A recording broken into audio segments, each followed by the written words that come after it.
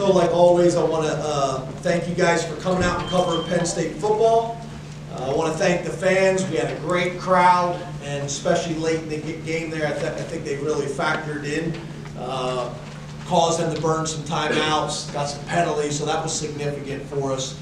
I think Sandra Sahidek coming out and making some big-time field goals, that was big, and it's going to pay dividends for us moving forward. Most importantly, you got to give Bowling Green a ton of credit. We talked about it during the week. In the last 3 years, they beat Minnesota, they beat Georgia Tech. Michigan last year was 14-6 at the half, 32 seniors, and you got to give them credit. They played their tail off. The moment wasn't too big for them. The opening drive showed that, and we were in a dogfight. So got to give them a ton of credit. Obviously, Ty Warren had a big game for us. Both running backs had big games for us. And then I thought in the second half, we were able to calm down and get ahead of the sticks on defense. That was the issue in the first half. We were giving up too much on first down, creating manageable third down situations for most of the first half. And that was problematic. So obviously we got some work to do, but it's nice doing that work with a win. There's a ton of teams across the country that will be trying to make corrections after a loss, and we got to make a bunch of corrections after a win. And obviously we got some work to do. So again, I want to thank the crowd and thank you guys for coming out, and I open up the questions. We'll start with Mark. James, you touched on it, but how do you account for the difference in the performance of the defense from the first half to the second half? Is that scheme? Is it effort? What were the things that kind of went into that? I know I'm going to give the answer that you guys hate, but it's hard for me to really say that right now without watching the tape. No different than when I learned a long time ago as a head coach after a win like that.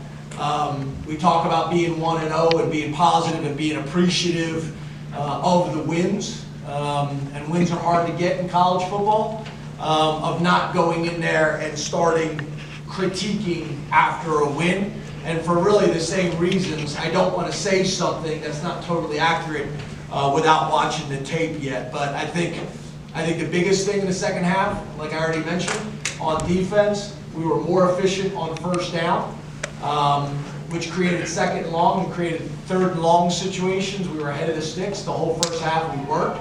I think what happens early on, and it's happened for the last couple of years, that we got to look at this. I think early on we're trying to make plays rather than play the defense. Getting out of our gaps, trying to make plays, doing things that we haven't done during the week, and we got to get those things cleaned up for sure. Jared and Rich. Hey, Coach Franklin. Right here. Obviously, last year we saw a little bit of Tony Rojas, and he was a game wrecker. And what we did see through 2 games, we've seen a bunch of that now. Can you kind of talk about his role to the team and what he's contributed so far through 2 games? Yeah, I think you guys know we've been talking positively about him really since we recruited him, since he showed on campus. The way his body has changed, his production. He's big, fast, smart, physical. Can do a lot of different things, and it's not just tackles in the box. He's a sideline guy, as well as a guy that can obviously make plays in coverage. I think that's maybe some things that maybe people have saw on tape. He's had some opportunities to cover backs one-on-one on wheel routes and things like that. He's done a nice job, and then today to be able to undercut that route and get an interception was big. Rich and Tyler. James to your right, next to Mark. Hey, Rich. Hi. Are you usually over here? I'm usually sitting down, but I like Mark Brennan, so I wanted to stand next to him. Gotcha. Okay. You've long talked about the value of Nick and Katron. How valuable were those 2 today to this win? Yeah, I think, there was a lot of buzzing, I think last week, according to Chris Peterson, about Katron Allen and yards per carry and production and all those types of things. Both of these guys, Nick averages 9.2, Katron averages 7.2, both for over 100 yards. And to be able to have that type of balance in the passing game and in the run game, I think is really important. The thing that we have got to get better at is we got to be better on third down, because we're not getting enough plays to be able to distribute the ball around to all of our guys. We're not getting enough plays to do it. And the way to resolve that is be better on third down, or obviously getting the first downs on first and second down, never even get the third down, but we gotta get more plays. That will help our offense out significantly, but also help our defense out significantly. Tyler the Pickle. Thanks, James.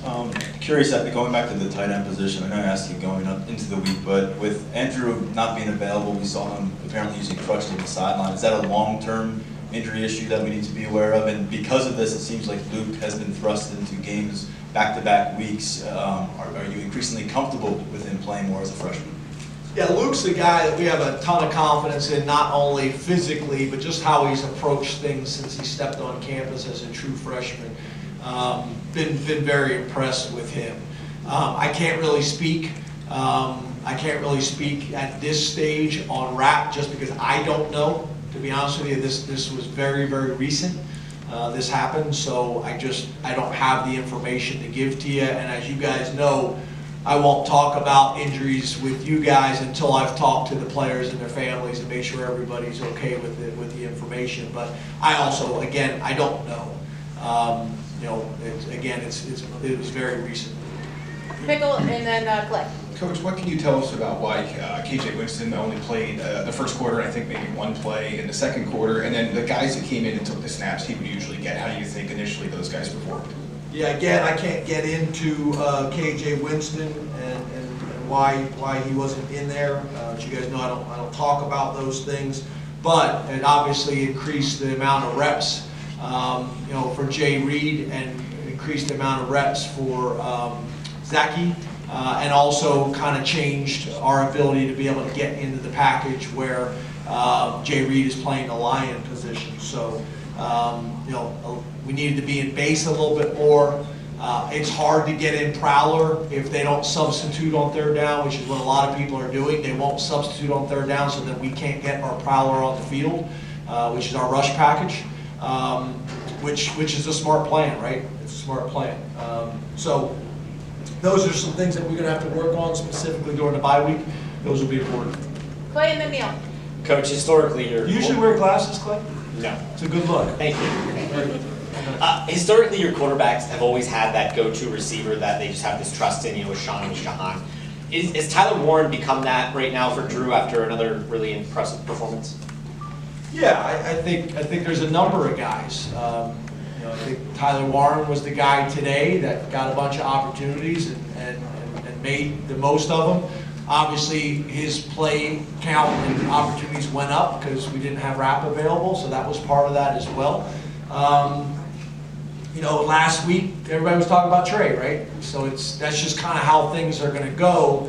But again, that goes back to my point earlier. We just got to get more plays on offense. We got to get off the field on defense, and we got to sustain drives on offense so that we can get more guys involved and more touches. Last question to Neil. James, just a preparation question. Did you feel like on defense you guys were as quick as you were last week? And did having a bye next week affect how you approach this week at all? No, the bye next week didn't affect how we looked at this week or prepared for this week. No, that didn't factor in. But in terms of how we played against West Virginia on D, against a team that we think is going to give people fits, obviously we were much more productive against West Virginia on the defensive side of the ball.